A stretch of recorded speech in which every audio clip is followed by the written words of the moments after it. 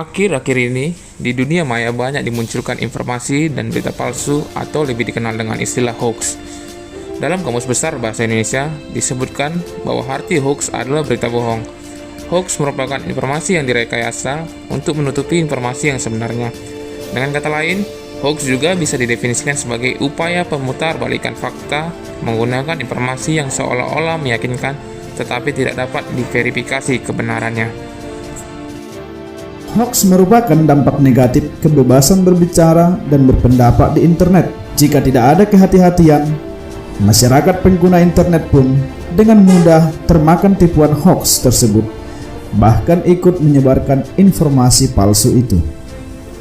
Tentunya akan sangat merugikan, terutama bagi pihak korban fitnah atau hoax. Lalu, bagaimana caranya agar tidak terhasut? Berikut 5 tips agar masyarakat tidak terjebak dengan berita hoax. Minum alkohol dapat menyembuhkan infeksi corona. Masa? Berita hoax seringkali memiliki judul sensasional yang provokatif. Beritanya pun diambil dari berita-berita resmi. Hanya saja diubah-ubah agar menimbulkan persepsi sesuai dengan yang dikehendaki oleh pembuat hoax. Jadi, kita harus hati-hati terhadap judul yang provokatif. 2. Cermati alamat situs. Untuk informasi yang diperoleh dari website atau mencantumkan link, cermatilah alamat URL situs yang dimaksud. Berita yang berasal dari situs media yang sudah terverifikasi Dewan Pers akan lebih mudah dimintai pertanggungjawabannya.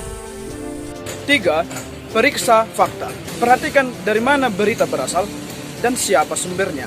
Pastikan beritanya berasal dari sumber yang terpercaya, seperti KPK atau Polri.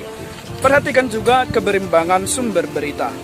Jika hanya ada satu sumber, pembaca tidak bisa mendapatkan gambaran yang utuh. Hal lain yang perlu diperhatikan adalah berita yang dibuat berdasarkan fakta atau berdasarkan opini. Fakta adalah peristiwa yang terjadi dengan adanya kesaksian dan bukti. Sementara opini adalah pendapat dan kesan dari penulis berita, sehingga memiliki kecenderungan untuk bersifat subjektif. Cara yang keempat, cek keaslian foto. Kita dapat menggunakan Google Lens dengan cara mengklik gambar kamera pada layar. Kemudian, kita pilih gambar yang ingin kita cari kebenarannya. Saya contohkan seperti ini. Kemudian kita cari berita di bawahnya. Kita cek kemudian kebenarannya. Dan kemudian kita juga bisa masuk ke laman Kominfo dengan mengklik Kominfo Hoax. Kita cari daftar-daftar hoax yang telah ditetapkan oleh Kominfo dengan tampilan seperti ini.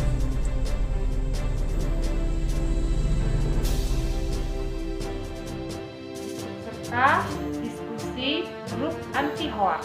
Di Facebook, terdapat sejumlah fanpage dan grup diskusi anti-hoax, misalnya Forum Anti Fitnah, Hasut, dan Hoax, atau FAFHH.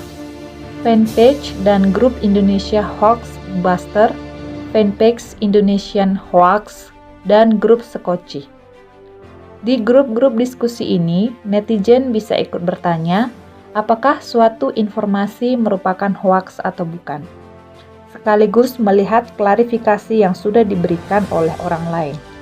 Semua anggota bisa ikut berkontribusi sehingga grup berfungsi layaknya crowdsourcing yang memanfaatkan tenaga banyak orang. Apabila menjumpai hoax, lalu bagaimana cara mencegah agar tidak tersebar? Pengguna internet bisa melaporkan hoax tersebut melalui sarana yang tersedia di masing-masing media. Untuk media Facebook, gunakan fitur repost status dan kategorikan informasi hoax sebagai hashtags atau harassment atau nude atau teknik atau kategorikan lain yang sesuai. Jika banyak aduan dari netizen, biasanya Facebook akan menghapus status tersebut.